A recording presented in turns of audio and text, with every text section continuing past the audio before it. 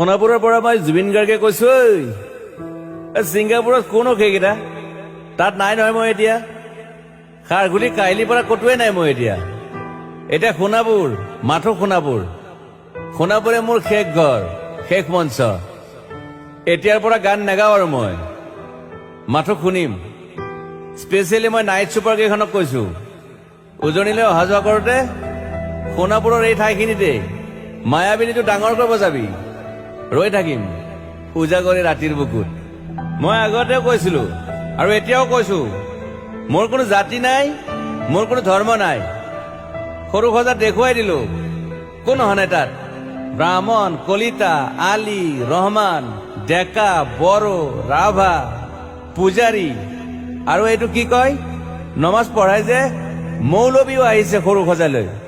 I love people, I love man. সেইবাবে মুখ্যমন্ত্ৰী